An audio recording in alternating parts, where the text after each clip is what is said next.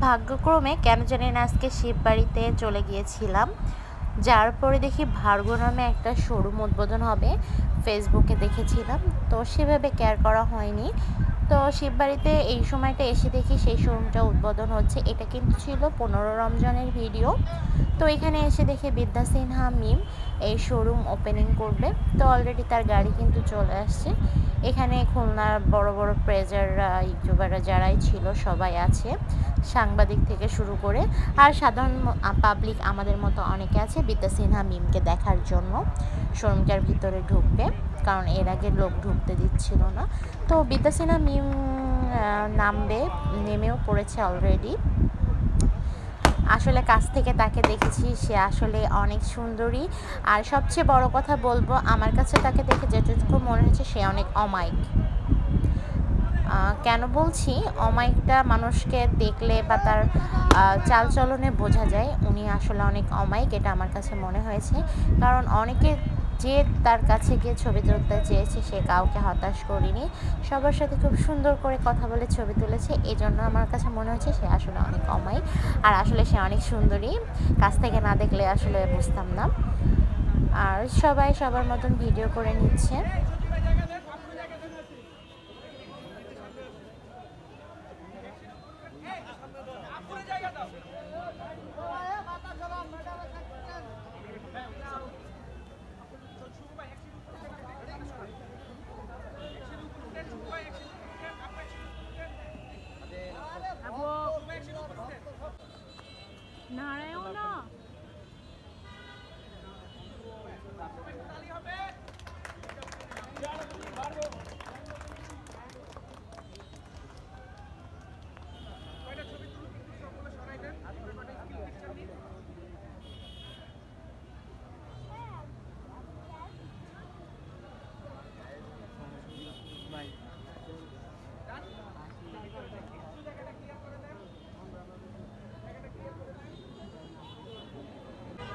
আমরাও এখন শোরুমের ভিতরে চলে যাচ্ছি, শোরুমটা একটু আমরাও ভিজিট করব বিদ্যা সিনহা মিমের সাথে।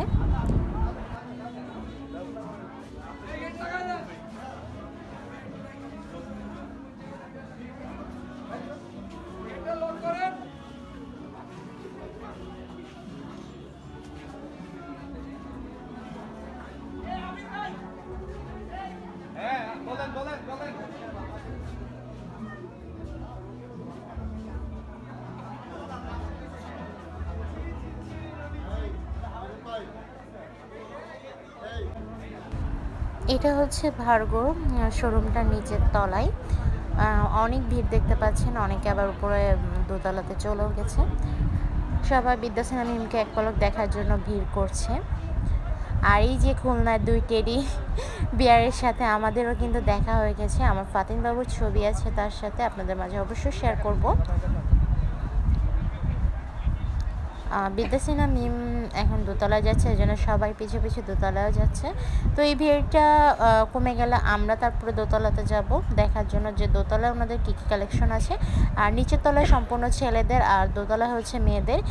প্রথমে বলি এখানে কিন্তু খুবই সুন্দর সুন্দর কালেকশন আছে, আসলেই সবার পছন্দ হয়ে যাবে।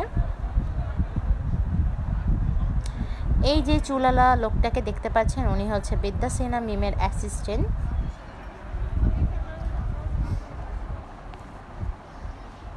এখানে ছবি তুলছে সাংবাদিকরা, ইউটিউবাররা, পেজাররা যারা আছে, সবাই বড় বড় মানুষ। আমাদের মতন চুনিপটিরা আমরা সবসময় পিছনেই থাকি, সামনে যাই না।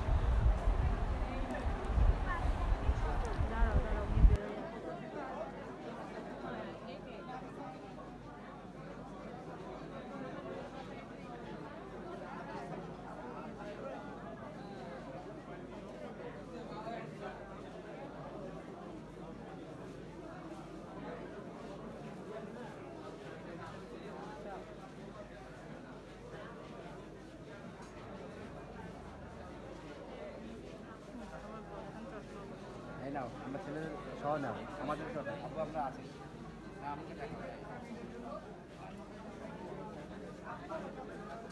আমরা স্টিল দাঁড়ায় থাকবো, ওনার মতন করে যাক, আর ঝামেলা বসানোর সময় নাই। এগুলো আমরা দেখে মেখে বড়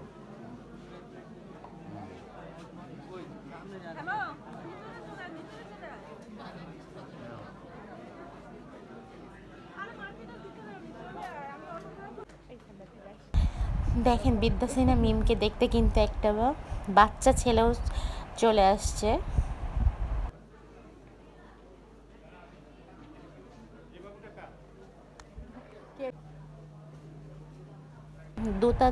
দোতলাতে অনেক সুন্দর সুন্দর ব্যাগ কালেকশনও আছে। মেয়েদের শাড়ি থেকে কুর্তি, সালোয়ার সব কিছু এখানে আছে। জাস্ট আপনাকে আপনার মন মতো পছন্দ করে নিতে হবে।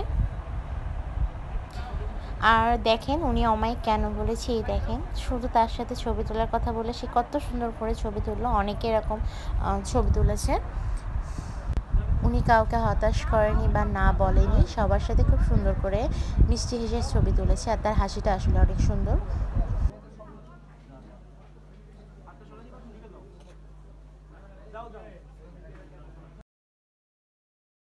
এখানে প্রত্যেকটা ড্রেস খুবই সুন্দর, দামের দিক থেকে সাশ্রয়ী আছে। আর যার যেরকম বাজেট সে সেরকম দেখে পছন্দ করে নেবে। আর শোরুমগুলোতে গেলে অনেক সুন্দর সুন্দর ড্রেস দেখলে তখন আমার অনেক আফসোস হয়। কালারগুলোও কিন্তু অনেক সুন্দর সুন্দর ছিল। আর সবসময় তো ফ্রি সাইজের ড্রেস পাওয়া যায় না, এই জন্য আমার কেনা হয় না মূলত। প্রত্যেকটা কালার আমার কাছে অনেক ভালো লাগছে, আমার হাজব্যান্ডের কাছেও ভালো লেগেছে, কিন্তু নাই। আর যারা এখনও আসেন নাই শিববাড়িতে এই ভার্গো শোরুমে, তারা কিন্তু আসতে পারেন, এসে আপনাদের পছন্দ অনুযায়ী ড্রেস নিতে পারেন। আর অনেক সুন্দর সুন্দর বললাম না লেডিস ব্যাগ আছে, আমার কাছে তো খুব ভালো লেগেছে। আর ওদিকে উপচে পড়া ভিড়। এই যে আমাদের খুলনার একজন পেজার ওয়াজিদ ভাই মনে হয় সম্ভবত ওনার নাম, উনিও আসছে, উনিও ভিডিও করছে। এখানে ওনার সাথে আরও কয়েকজন রয়েছে পেজার। ওনারা বড় বড়, আমরা হচ্ছে চুনিপুটি, এই জন্য আমরা পিছনে, ওনারা সামনে আছে। যাই হোক, সবাই সবার মতো ভিডিও করে নিচ্ছে, ছবি তুলে নিচ্ছে। আর আমি তাদেরকেও ছবি তুলে নিচ্ছি যারা ভিডিও করছে। এখানে যারা চাকরি করে তাদের সাথে উনি ছবি তুলেছে, সেগুলো একটু আমিও ভিডিও করে নিলাম। অনেকে আছে না আমি এত কেন ছবি তুলবো, কিন্তু না, উনি বেশ ভালোই লাগলো আমার কাছে। আর এখানে প্রত্যেকটা ড্রেস বললাম না অনেক সুন্দর, বেশি দামেও আছে, মিডিয়াম দামেরও আছে। যার যতটা বাজেট সে কিন্তু সেইভাবে ড্রেসগুলো কিনে নিবে। দোতলাতে কিন্তু সম্পূর্ণ বাচ্চাদের আর লেডিসদের।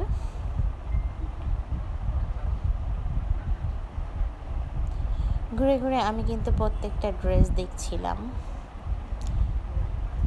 আর ইদানিং হয়েছে খুলনাতে কিছু শোরুম হয়েছে, এখানে কি সুন্দর ওপেনলি ভিডিও করতে দিয়েছে। আর কিছু কিছু শোরুম আছে খুলনাতে ভিডিও করতে দেয় না। তো ওই দেখেন সাংবাদিকরাও নামতেছে।